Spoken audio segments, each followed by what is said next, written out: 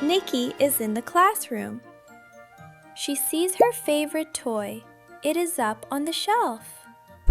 She reaches up and stands on her tiptoes, but it is too high. She cannot reach it. Nikki started having a big feeling. She doesn't know what to say. She just points at the shelf while crying. Let's pause for a moment. Let's look at Nikki. How does Nikki feel right now? And why does she feel that way? Nikki feels upset, and she wants the toy on the shelf, but she cannot reach it. That's right. Nikki seems to be so upset that she doesn't know yet what to say. Has that ever happened to you? Take a moment. Is your body feeling calm right now? Let's help Nikki's body calm down. Let's take one slow breath. Breathe in, 1, 2, and breathe out, 1, 2.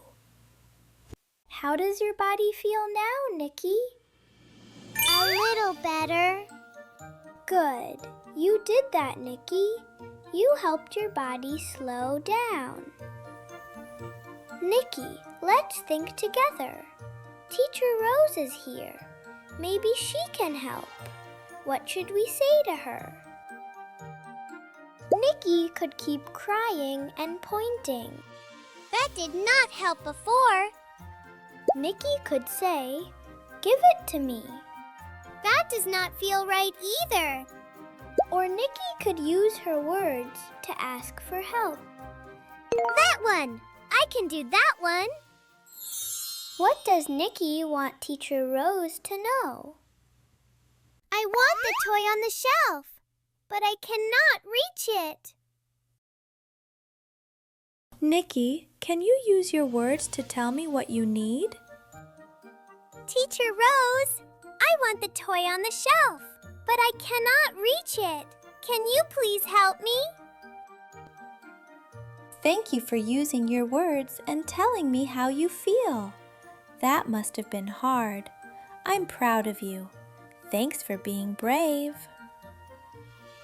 Nikki, I want to help you, but when you were crying and pointing, I wasn't sure what you needed. When we don't use our words, people who care about us might not know how to help, even when they really want to. Oh. And you know what else? When you find your words, it helps you too. The feeling does not feel so big and stuck inside anymore.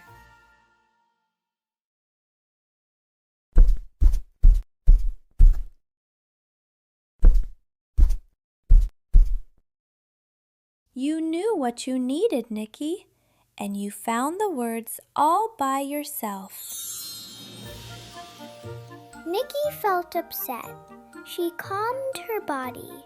She found her words. And Teacher Rose understood. Can you think of a time when you used your words, even when it was hard?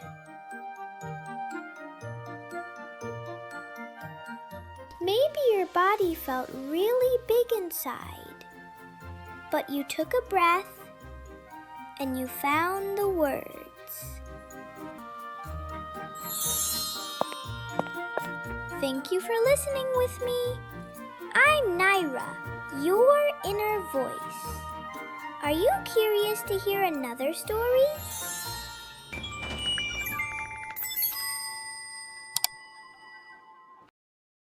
We hope you enjoyed this Mindtales by Nyra story. Visit mindtalesbynyra.com and help us build 1 million children's inner voices. Click subscribe for more Mindtales.